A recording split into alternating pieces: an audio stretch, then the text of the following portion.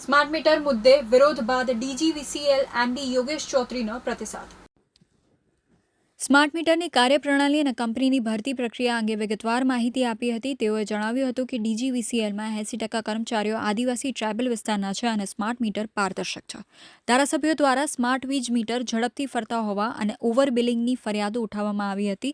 આ મુદ્દે યોગેશ ચૌધરીએ સ્પષ્ટતા કરતા જણાવ્યું કે ગુજરાતમાં અત્યાર સુધીમાં 16 લાખ સ્માર્ટ વીજ મીટર લાગી ચૂક્યા છે, જ્યારે દક્ષિણ ગુજરાતમાં પણ 4.50 લાખ સ્માર્ટ વીજ મીટર લગાવવામાં આવ્યા છે. તેમણે ઉમેર્યું કે સ્માર્ટ વીજ મીટર અંગે લોકોને સંપૂર્ણ સમજણ આપવામાં આવી છે અને તેમનો સારો પ્રતિસાદ મળી રહ્યો છે. મીટર ઝડપથી ચાલતું હોવા કે ઓવર બિલિંગની કોઈપણ ફરિયાદ તેમને મળી નથી. તેમણે આ વાતને પાયાવિહોણી ગણાવી હતી. ચૌધરીએ જણાવ્યું કે દર મહિને કંપની 1 લાખથી વધુ સ્માર્ટ વીજ મીટર લગાડી રહી છે. ઘણી જગ્યાએ 1000થી વધુ ચેક મીટર પણ લગાવવામાં આવ્યા છે, જેના દ્વારા જૂના અને નવા સ્માર્ટ મીટર વચ્ચે કોઈ તફાવત નથી અને બંનેના બિલિંગ પણ એક સરખા જ આવે છે, તે સાબિત થયું છે.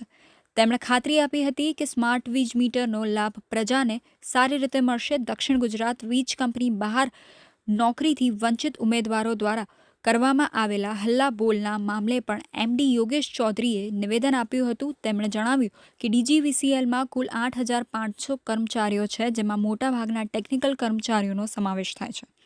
ભરતી પ્રક્રિયા સમજાવતા તેમણે કહ્યું કે કંપની દ્વારા ઇલેક્ટ્રિકલ વિભાગમાં કર્મચારીઓની શારીરિક, ફિઝિકલ અને લેખિત રિટનિંગ પરીક્ષામાં લેવામાં આવે છે. ત્યારબાદ અંતિમ રીતે પસંદ થયેલા ઉમેદવારોની વેઇટિંગ લિસ્ટ બનાવવામાં આવે છે. જેમ જેમ પ્રમોશન અને નિવૃત્તિની પ્રક્રિયા થાય છે, તેમ તેમ આ વેઇટિંગ લિસ્ટમાંથી કર્મચારીઓની ભરતી કરવામાં આવે છે. ચૌધરીએ સ્પષ્ટતા કરી કે હાલ દક્ષિણ ગુજરાતની વીજ કંપનીમાં કોઈ ખાલી જગ્યા નથી. જેમ જેમ ખાલી જગ્યાઓ પડશે તેમ તેમ વેઇટિંગ લિસ્ટમાંથી ભરતી કરવામાં આવશે.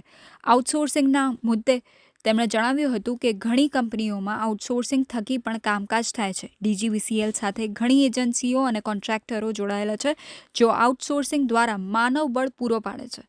કામનું ભારણ વધતા નવા કોન્ટ્રાક્ટરો પણ જોડાય છે. હાલમાં જ માર્કેટમાં આઉટસોર્સિંગ અને કોલ સેન્ટર માટે પણ કામ આપવામાં આવ્યું છે, જેમાં જરૂર પડે કર્મચારીઓને છૂટા પણ કરવામાં આવે છે.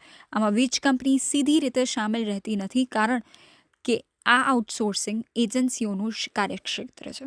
કામી ભરતી કંપની દ્વારા જ કરવામાં આવે છે. ડીજીવીસીએલમાં 80% કર્મચારીઓ આદિવાસી વિસ્તારના. તેમણે છેલ્લે ભારપૂર્વક જણાવ્યું હતું કે ડીજીવીસીએલના 80% કર્મચારીઓ આદિવાસી એટલે કે ટ્રાયબલ વિસ્તારના છે.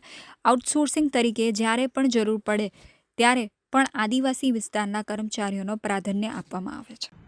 આમની સાથે જ માન્ય ધારાસભ્યશ્રીઓની રજૂઆત સ્માર્ટ મીટર બાબતે પણ હતી. એમાં પણ અમારે જણાવવાનું છે કે ગુજરાતમાં અત્યારે લગભગ 16 લાખ સ્માર્ટ મીટર લાગી ગયા છે અને દક્ષિણ ગુજરાતમાં પણ 4.5 લાખથી વધારે સ્માર્ટ મીટર લાગી ગયા છે અને એના બેનિફિટ્સ હવે પબ્લિકને સમજવામાં પણ આવ્યા છે અને ઘણા બધા લોકોથી અમને સારો પ્રતિસાદ મળી રહ્યો છે. કોઈ પણ ફાસ્ટ મીટર ચાલવાની કે ઓવર બિલિંગની આ પ્રકારની કોઈ ફરિયાદ નથી અને અત્યારે બહુ ફાસ્ટ સ્પીડમાં દર મંથ લગભગ 1 લાખથી વધારે સ્માર્ટ મીટર લાગે છે. સરકારે એમાં એ પણ જાહેરાત કરી છે કે જે ઓવરઓલ મંથ સુધી પોઝિટિવ બેલેન્સ રાખતા હોય તો એમને 2%ની રિબેટ પણ મળે છે અને જે લોકોને મંથના એન્ડમાં પે કરવું હોય તો પણ કોઈ એમાં પ્રોબ્લેમ નથી. એમાં પ્રીપેડ મેન્ડેટરી નથી. જેને પ્રીપેડ ઈચ્છાથી કરવું હોય, પોઝિટિવ બેલેન્સ રાખતા હોય તો એમને 2%નું રિબેટ મળે છે અને જેને મંથના એન્ડમાં પે કરવું હોય તે પાસની રીતે એમાં પણ પેમેન્ટ કરી શકે છે. જ્યાં સુધી સ્માર્ટ મીટરના જે ફાસ્ટ ચાલવાની કે આ પ્રકારની રજૂઆત હોય એ બિલકુલ ખોટી છે. એમાં કોઈ સત્યતા નથી.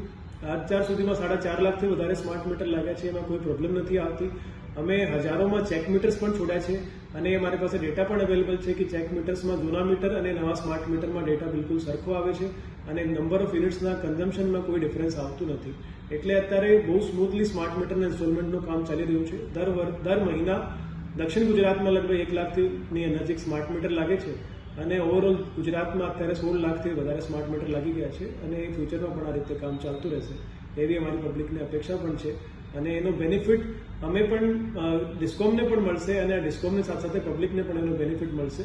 આ પ્રકારની અમારી